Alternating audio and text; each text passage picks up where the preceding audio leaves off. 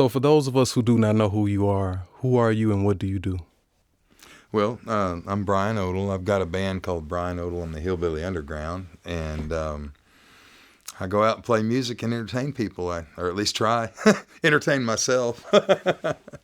But just I've been playing music for quite a while, and to me, it's taken me a while to realize that it's not rocket science. It's something that you love doing, and hopefully, if you can find someone to listen and you capture them in any kind of way, it's all worth it, in my opinion.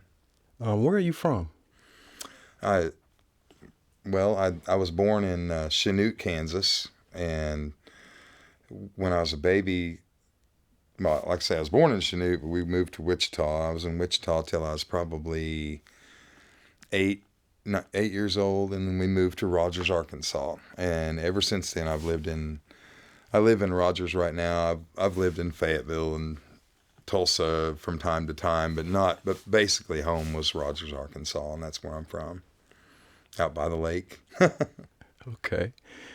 Tell us about your childhood growing up. Well, first of all, let's make this clear. I'm from a middle-class family.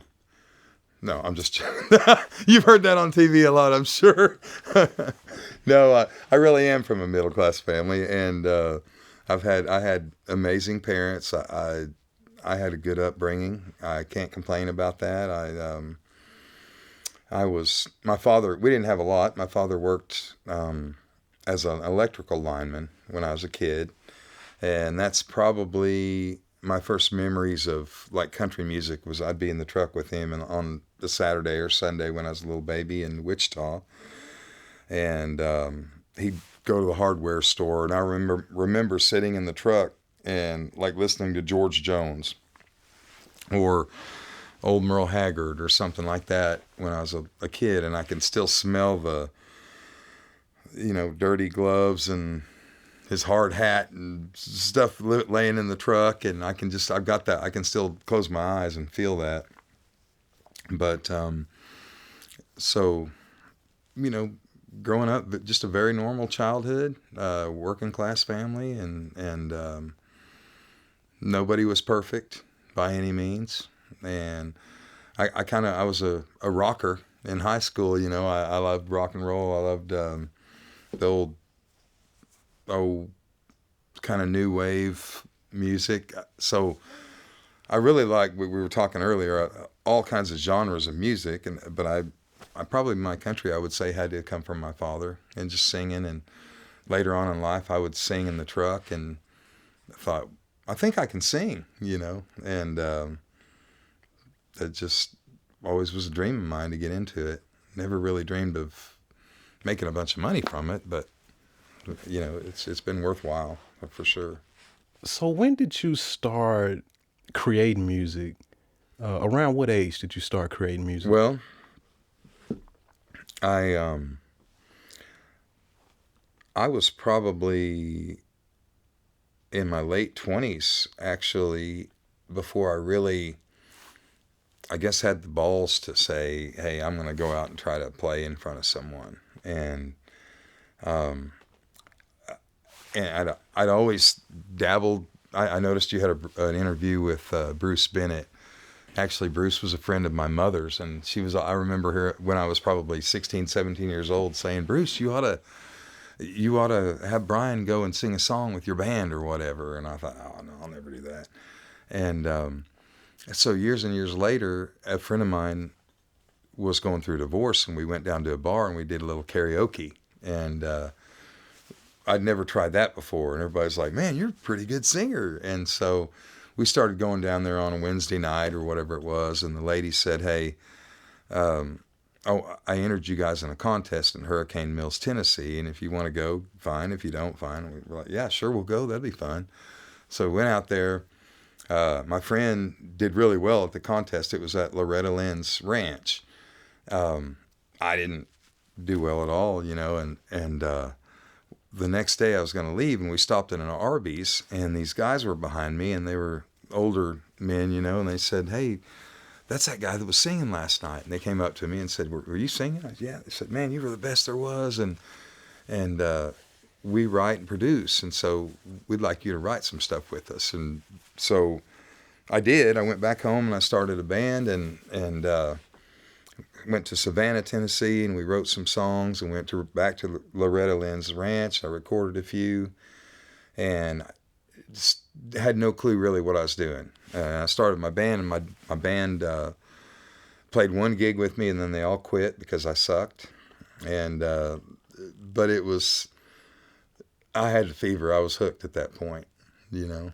So it got me playing, and I started getting better players, one of which my drummer that I have now, he started with me in '03, I believe. And the minute he started, everything really started to solidify, and we started playing. And, you know, since then I played so much on the road, I mean, all over the United States, and the stories are really worth, you know, they're worth it all. And believe me, there's a lot to it. You, if you, on a, I guess more on an entry level of music, you have to work a day job, or you've got to have somebody that's just will back the hell out of you, you know. And so for me, it was Friday night or whatever, work your tail off, and then run and get some old beat up truck or beat up van, or maybe you have to borrow one or whatever, and hook onto a nasty trailer, and there's usually something broken, and you're late, and you're exhausted, and you're stressed, and then you run, maybe you drive to, you know, a couple hours away or 3 or whatever as fast as you can, with worried about your guys getting there, and then you run and you set everything up, and there's somebody trying to talk to you, and you're sweating, and you're trying to wonder why the PA won't work or whatever. And you don't really realize, I guess by the end of the night when you get done, you're like, man, that was all worth the while. And I don't know how we pulled it off, and it's really never been any different for me. I mean, last weekend it was the same thing. We're just, no matter what level you get on, you're busting ass, and you're trying to get to the next place. And I know everybody else does that plays music. So, but it's been worth it. I mean, it's rewarding when somebody, this last weekend, somebody came up to me and said, your band's great, but you're just the greatest front man we've ever seen. It, you know, I'll just being myself. And of course you're trying to front the band because you want to, you know, keep it lively and keep everybody happy, and but mainly you're just being yourself. And if somebody likes you and they give you a compliment like that, I mean, I'm so grateful. It's pathetic. It's so that I guess it's things like that really make the music, you know, worthwhile. When you were younger, Mm-hmm. what did you want to be when you grew up?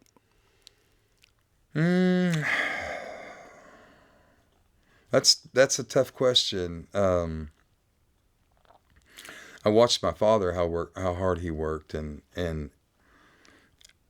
you know, when I was really a lot younger, I just kind of, I guess, maybe expected that he worked really hard physically. I would have to work really hard physically, and I really still do. And as I got older, I went to work at Kmart when I was like 16, I think.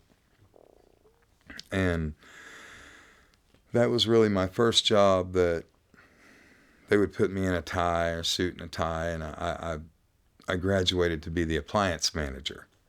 And it was awesome. This is off the subject, but I worked right by the layaway, and that's where they did like the seasonal hiring. And the lady that, she had to have liked girls, but the lady that was doing like the, you know, hiring and firing and whatever, she sent the best looking girls back there. And so man, I'd always get all dressed up, and, you know, come on, you know, this one's got to get the job. She got the job, you know. So, but Kmart was my first experience at, you know, really feeling, I guess, taking real pride in my job. And so at that time I was going to college, and I was wanting to be a a manager, I guess, for a Kmart store. Back then, they were bigger than Walmart. I'm ancient. I'm creeping up there in age, but that would have been my goal. Was, I guess, white collar, and that was just simply because that was where I was working. From there, I helped a guy with his televisions at his house when I was a kid, working at Kmart, and I wound up sold him. I sold him a bunch of televisions. He had like apartments, and you weren't really supposed to go out there and do that, but I did anyway. Just I was eager to help him, and he thought I was the neatest thing since sliced bread because he noticed I worked really hard, and he introduced me to someone at Carmart, and I wound up being going to work for Carmart as a management trainee, and then became a buyer. And from there, I went into the car business on my own, and done a lot of things in that. And I think that's kind of, showing you what I was interested in doing when I grew up. Never in a million years would I've thought music. I wouldn't have, but I don't regret it. I mean, I have some regrets. I really do. I think any musician that's done this for a while or has been on the road probably has similar regrets. I have three killer, beautiful children, and I say children, they're all kind of adult. I've got a 24, 21, and 17 right now, and but they're all great kids. But the time that I may have missed, let's say you go on the road and you play a gig that's, not that many people, and there not that many people paying attention to you, and maybe your background music even. You kind of regret making that trip, being gone that weekend, and not being at your kid's soccer game or whatever the case may be. So that would be probably my own regrets, or any neglect to anybody that I loved when I was on the road playing music. But to, I guess, be blessed with the opportunity to be able to entertain people and do what you enjoy doing is something, I guess, I couldn't pass it up. I couldn't change that, in me at all. I don't see a way. But yeah, it's music's been awesome. It's not been about the money. It's just been and the people that you meet along the way. I literally have met people that maybe started out as what you'd call fans, I guess. I call them friends. I call anybody that, oh my God, you're a painter. You like that song, What do you have a card? Can we hang out? That's what I call it. And so I've so many of my friends. We've got a friend called we call him Cowtown Mike. We met him at a bar called Cowtown in Shawnee, Oklahoma, and he's become one of my very best friends. And we literally just met him in a club, and he was helping us, and he's just such a good guy. And now I call him Bitch, and he's just, he's been up and down the road with me everywhere, and I've got so many more just like that. So that's made music worthwhile. I mean, more than anything, in my opinion, it's just the people that you meet, and then the feeling that you get playing it, You mentioned your father, Mm-hmm. being a person who worked hard at whatever he was doing. How do you feel about the notion of hard work? Like, my generation, I'm Generation Y, millennial. Mm-hmm. So I'm 35 years old. Mm-hmm. And my parents and grandparents, they brought me up on that. They told me, my father always told me, look, you no matter what you're doing, no matter what job you have, you work hard to the best of your ability, Mm-hmm. and you do that, with everything that you do, you make sure you apply yourself and be the best at what you do. Mm-hmm. But I noticed these days that a lot of people around my age and the generation under us, which would be Generation Z, so that's Mm-hmm. the 24-year-olds or whatever. They hard work is something that that they don't want to really do. They really want to do something that they like doing. Like they want to do, they want to chase their passion, or Right. they want their job to be something that they're passionate about. They're not really, you know, I'm not speaking for all of them, but the ones the ones that I've come in contact with, or who I know, they don't really like working hard, you know, to the bone, you know, breaking your back, you know, doing this same job for 30 years and retiring. You know, they want to do what they like to do. So they'll, you know, job hop. They'll have a job Right. doing this, and then they'll hop to the next one. They're not finding what they love because they're not doing what they love yet. How do you feel about that? How do you feel about this Well, generation growing up like that? I it's funny, when I was younger, I would have felt like, man, I'm never gonna, my parents harp about this or they harp about that, and that stuff's not gonna be that important, you know. Well, it is important. When you get older, you start realizing, and what I see happening, what I've seen happening for a long time. Again, I didn't grow up. It wasn't. I had a good life growing up. I don't have any complaints, and everybody's gonna tell you, oh man, I grew up poor and had to do this. Uh, you know, I didn't grow up super privileged, but the difference was if I wanted a car, I had to go buy my own car. I had to work for it. My father busted his ass to make sure that we were in a good house. But at the same time, when school started, we got a little dab of money to go and this is for your school shopping, And I'm talking about middle class family, and we we didn't get to, I didn't get the newest pair of Nike Air whatevers each month that came out, or we didn't have iPhones. But for example, kids now, each time a new iPhone comes out or whatever, they got to get the brand new one. They've got to get the new clothes. When they're 16, it's pretty much expected that their parents buy them a car. And if their parents don't buy them a nice enough car, then they probably get judged for that. And some parents buy a brand new car, and you, and I feel like as a parent, I feel like you somewhat get judged, or you're almost in a competition to, how dare you tell your kid to go work and buy their own car, or make them, teach them any responsibility. And that's always been a hard balance. I've been fortunate enough. My children's mother's, she's fantastic. I mean, she's really stuck tight with them, and that's made them good kids. And I try to be as honest and as clear to them as I can. I don't hide things from them. I tell them the truth, and no matter if that's good or bad. And but I think today's kids have not. They're products of their parents' coddling and spoiling and stuff. And I think a lot of parents, the problem is it's generational. You the more it slacks, I guess, as time goes on, the more that these newer parents, they parent out of guilt. I think they say, well, your mom and dad were divorced. You didn't have a dad in your life or whatever, so therefore I'm going to spoil you with money, or I'm going to spoil you with whatever, attention.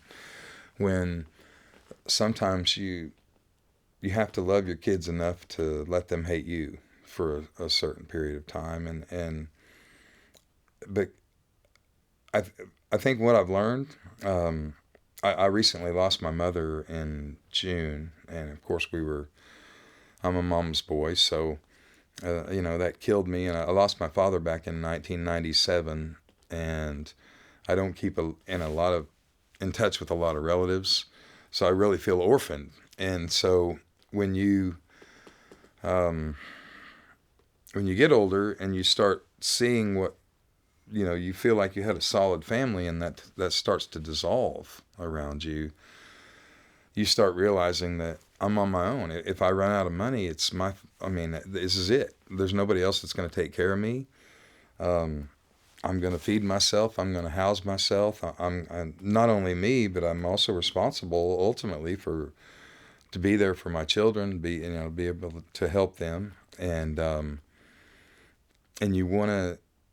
It's sad when we watch these kids that don't have work ethic now, and what they're going to go through when they get to be my age, because they do have to take care of themselves, and you can't do that without being taught that, or you're going to have a hell of a time when you get older. So that's my thoughts on work, and I think everybody needs to use their common sense. And when you're younger, they're not going to be given to you, and at some point in time, and you better be ready for it. You've got to have the power to stick with it. You got something you've got to accomplish it, and work until it's done. And I think that's people don't have that right now.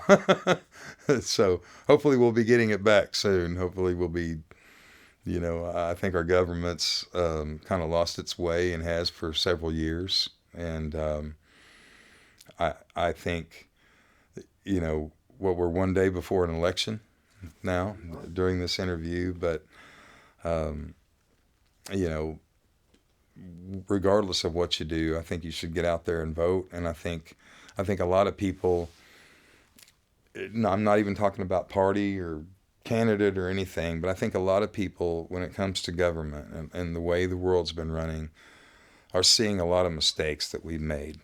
And both parties, whatever, all kinds of people have made so many mistakes, and so many people have been brainwashed by a bunch of misconception and stuff, and they've I feel like they're getting back to some common sense.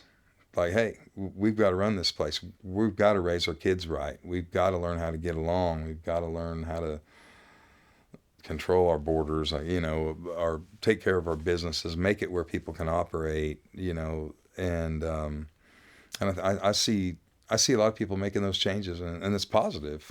I see a lot of really positive stuff going on, Again, regardless of who wins the presidency, or I see that reality is starting to hit a lot of people, and it's time to make some changes and improve things and make them better, and that includes work ethic and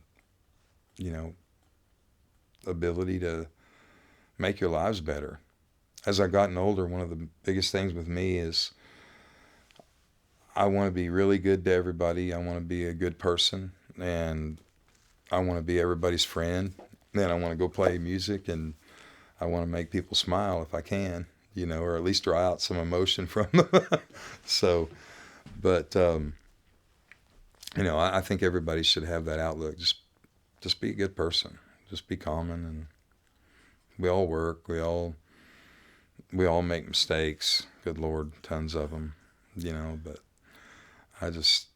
I'd like to see our future generations be just killing it, and they can. They're brilliant. You're still really young, but I see some of these really young kids, and it blows my mind how brilliant they are, and then so many more that are brilliant that aren't. Maybe they're not making the best choices, and their parents aren't making the best choices, and I pray that they do. I mean, I'd like to see.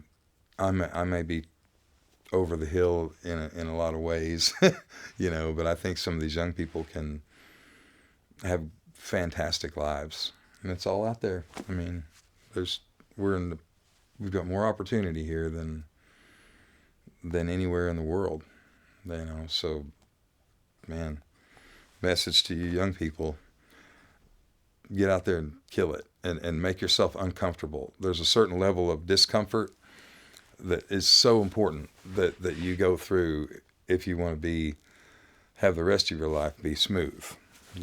Don't worry about, some things you feel like you can't accomplish. Just grab them and accomplish them, and you'll get there eventually, and you won't have to work that much when you're older. Me, I'll be working till I'm 100. Keel over dead, probably. But anyway, You mentioned that you lost your father and you lost yes, your sir. mother in June this year. Um, what advice do you have for people who may be at their lowest point in life right now? How did you get out of those low points, and Well, what advice do you have for people who may be in the same situations? I've I've been through a lot of really low points in my life. Even in recent years, and it's it when you get older, when you're like me, if you look back, there are probably at any given time, when I was in high school, when I was right out of high school, there's always some sort of really negative looming thing that's looming over your head. You may have something right now. Everybody's got something. Some things will be going really well. Some things aren't going so well. But if you're old enough, you can look back 20 years or whatever, and whatever those things that weren't going that well, they're gone. I don't even remember what they are. Some things might trigger a memory, but I can't go back and tell you what all my problems were 20 years ago. Um, so you'll always get through those things. And being in the business that I have been in, I have met so many people with such rough lives, and that have had some, it's what seems like, I guess, unsurmountable problems. And um, you look back, and I don't know how to explain this. I might look at somebody that right out of high school was in prison. They were facing, all kinds of horrible charges. I look back, and it's several years later, and you're scrolling through your Facebook, and you see them in front of their real pretty house with their family, and everybody's wearing a white shirt, and they're doing great, and they've worked at Walmart for ever how many years, and everything's going fine. They made it through it. And no matter what you're going through, you'll make it through it. That goes back to like what we were talking about work with these people. You have to stick with it. I mean, you have to plow through and bust your ass. That means if you've got problems, number one, you got to face those problems, no matter what they are. If they're fines, if they're going to see your parole officer, if they're, if you're struggling on money really bad and you've got to get caught up, or, you might be out, you may be homeless. That doesn't mean that you have to stay homeless. And there's always a way to dig your way out of your whatever hole that you're in. And it doesn't have to be financial. It doesn't have to be something you can put your finger on physically. It can be something that's really deep emotionally. And, but, if you really need to make a life change, as far as, maybe you pick the wrong partner, or you just don't get along, there will be somebody out there for you. There'll be somebody out there that'll change your life. And I feel like I'm in a good position now.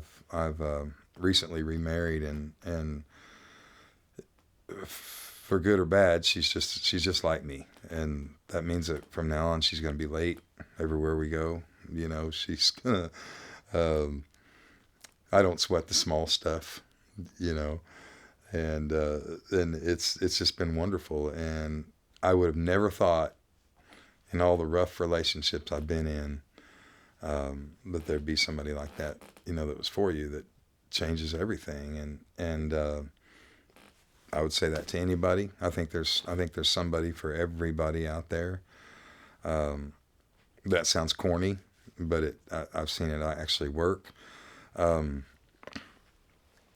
I'm a strong believer in God. I believe that if you pray, that you'll see something from it. And I didn't see that till I was an adult. I've seen some miracles happen, and some things, miracles that happened to me that I just did not deserve whatsoever.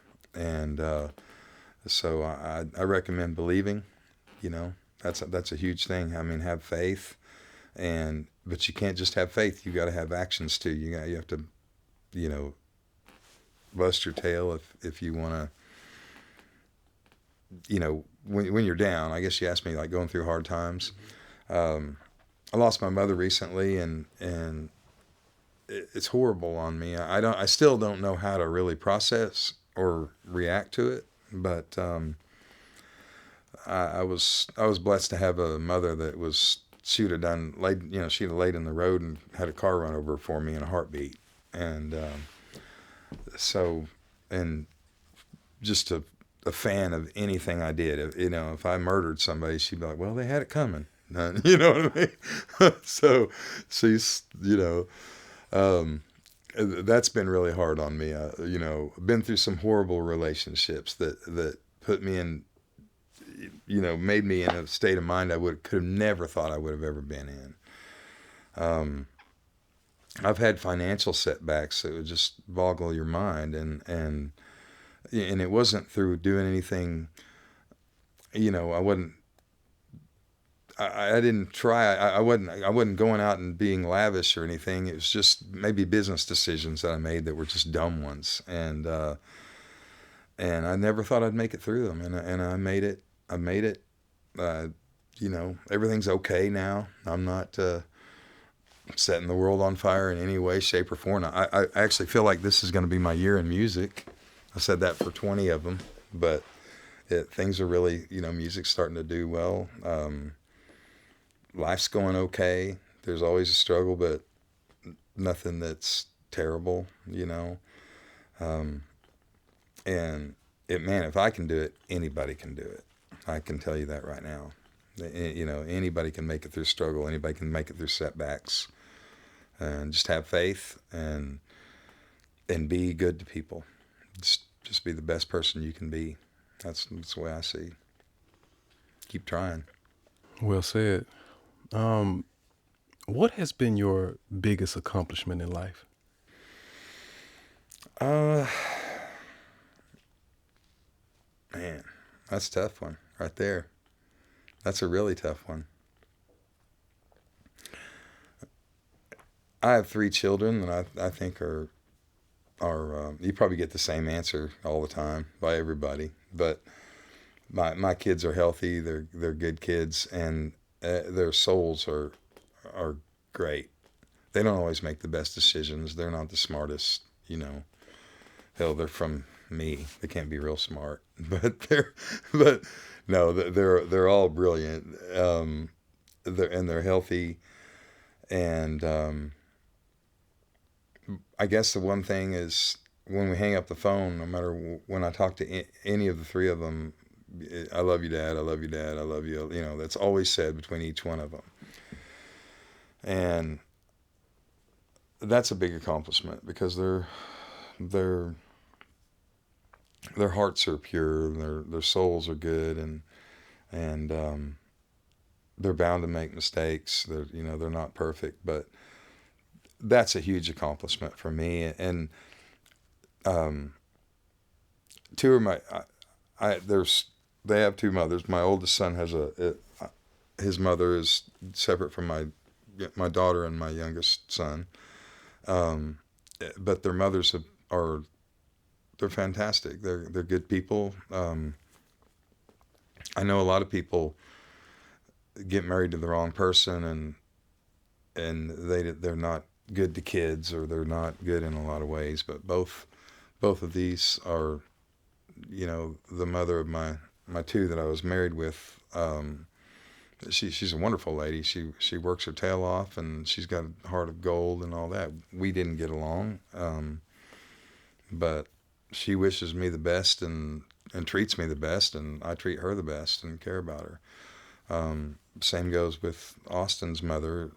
She's a great woman, and she works her tail off too. And I guess I could look that partially, that I picked, the type of people that I did to surround myself with, I guess. That's a huge accomplishment. I've managed to be self-employed my whole life, and I don't know if that's an accomplishment or not, but I've got a roof over my head, and that's been a struggle every single day, and it's hard. It's hard work. It's not glamorous. You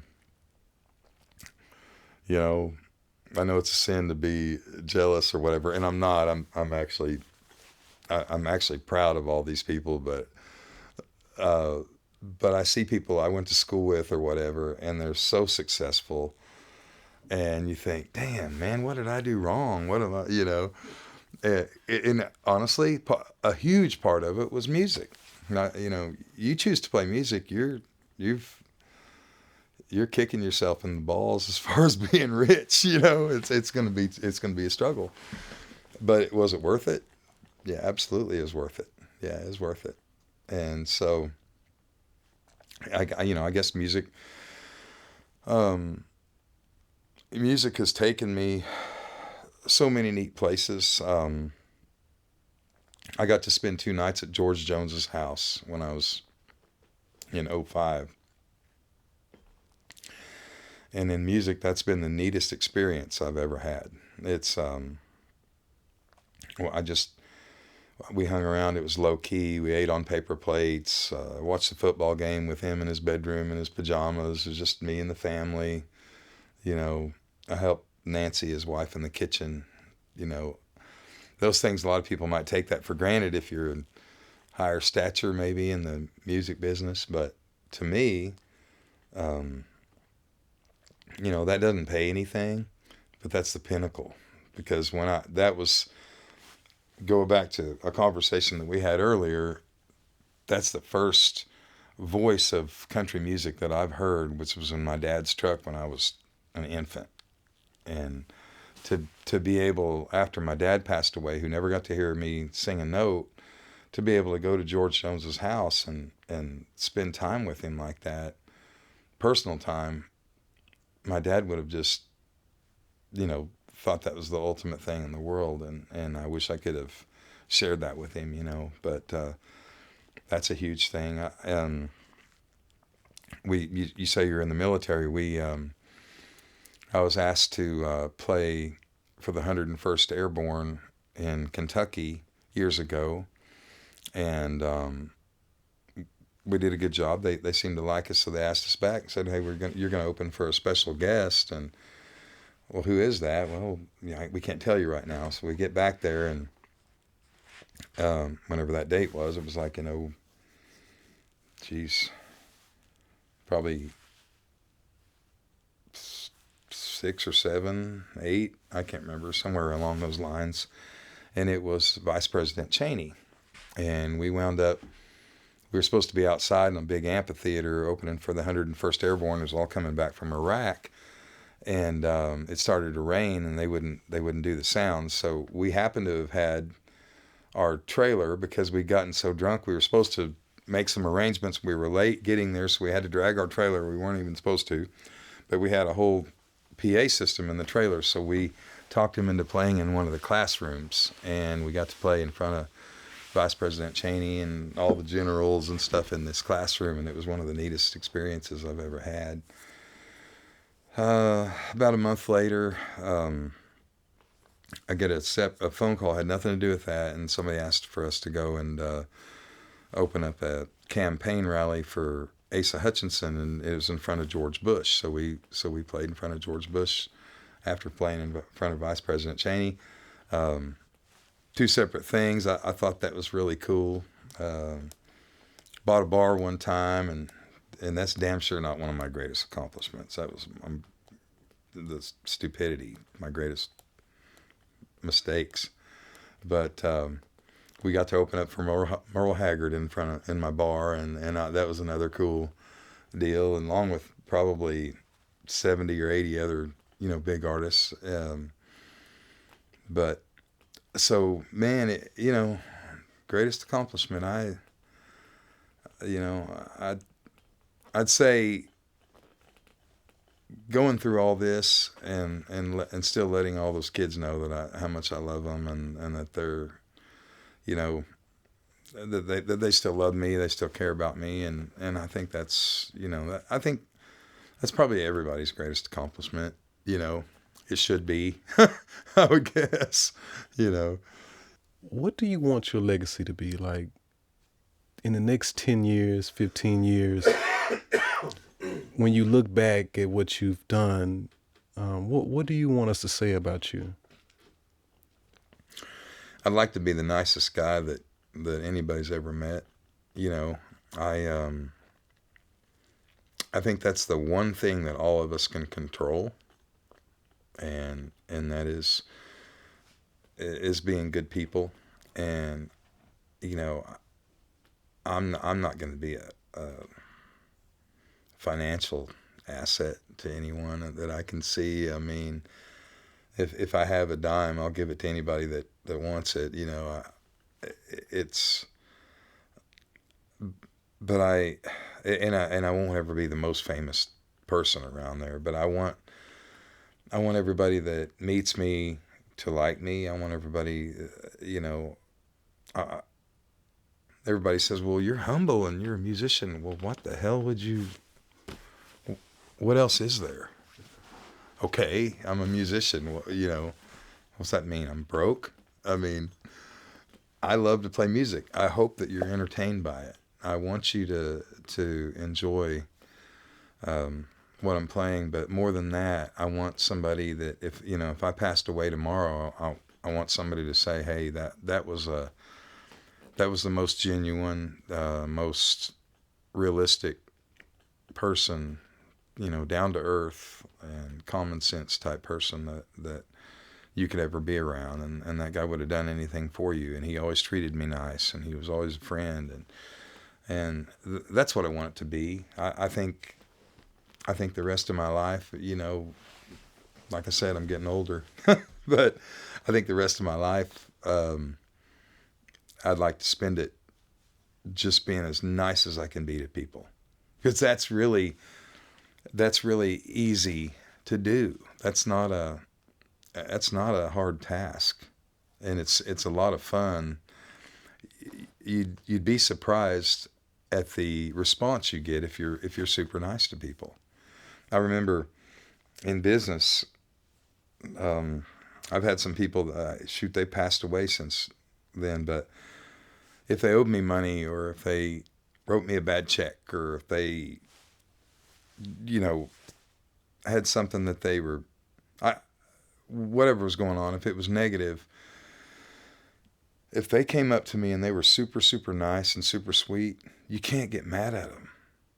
And that's the biggest tool that they have. I'd be more pissed because, like, man, I wanted to chew that guy out, but I couldn't say a word because he was such a nice person.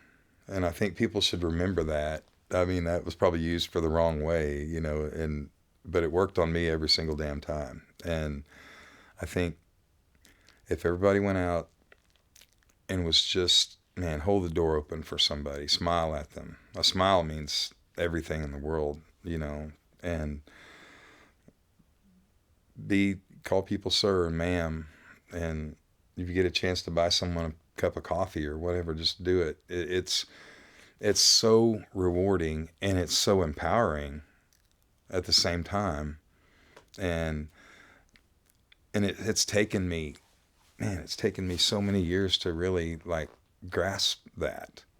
I feel like I've always been nice to people. I mean, I was nice to people when I was young, but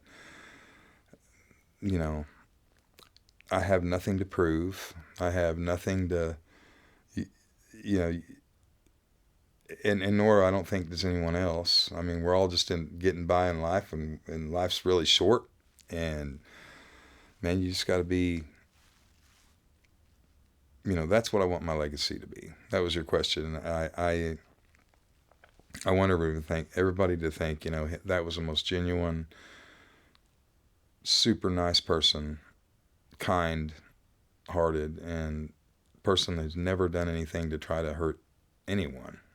And that's, if I had it, and as much recording, or that's another beautiful thing about music is you can record a lot more, and well, your kids will have that. I would kill to have even a recording of my mother's voice or my father's voice right now, and I don't. So whether you like the music or not, you're going to get to hear me whenever I'm dead on some CDs, or at least I give you a CD and you can use it as a coaster for a drink. but but yeah, that's it, I think. Can you tell us about any projects you got coming up, any events, anything like Yeah, that? yes. Kathy's kept me super busy. Um, I have, well, she's got me in lots of neat venues. This month later, I was inducted into I think it's the NAM or whatever, Northwest Arkansas Music Hall of Fame. And that means a lot to me. I'm super grateful. Around here, when you're a country artist, you're not that's not a big thing in Fayetteville so much. And as old as I'm getting to be, I kind of feel like I'm the new kid on the block. I'm the newbie. I've felt that way ever since day one, and never been real super sure of myself. But they have a ceremony on the 25th. I'll be up there and probably do a couple songs and give a little speech or something. But I'm really grateful that they thought of me. That somebody's thinking about me here. Because I've just been plugging along. I slowed down there for quite a few years. Our bass player, been on the road with me for years and years, committed suicide. They found him in Lake Fayetteville a few years ago, drowned, and that really took the wind out of my sails. I loved him dearly, and I think everybody, his name was Jeff Elmer. I think anybody that knew him loved him dearly. My booking agent died around that same time, and I got to the point where I just wasn't playing much. And now Kathy started booking me, my now wife, and she's got me so many fantastic gigs, and already has this last year. But this year there's more and more stuff like this. I'll be recording. We just set some time at the church studio in Tulsa, and they've the engineer there's put me in touch with quite a few people that there'll be a little bit more than just recording being done. Of course, that's all hush hush until I don't want to say anything until it happens, but some good distribution, networking with some really neat people. I've got an independent record label that is waiting for recording, which is why we're recording. That as soon as I get them some good radio ready stuff, they'll be working with me as far as pushing some singles, and I'd like to try to get an album done just as soon as possible. But I'd like to write most of the stuff on my own, which I've got about half of it written so far. So I'll have to do a lot of writing, which I'm looking forward to. I've got a lot of stuff in my head that'll be some great ideas. But we're really, I think I do think there'll be a lot of positive coming for me in this upcoming year. I think there's some really neat, things that we've put a lot of legwork down in the past year that are about to, the dates are coming up and are about to transpire. So, and overall, we've seen an increase in our, in our following, and our shows they seem to be getting more and more fun, and I like that. That's exciting to see, and but yeah, I've got a very exciting career.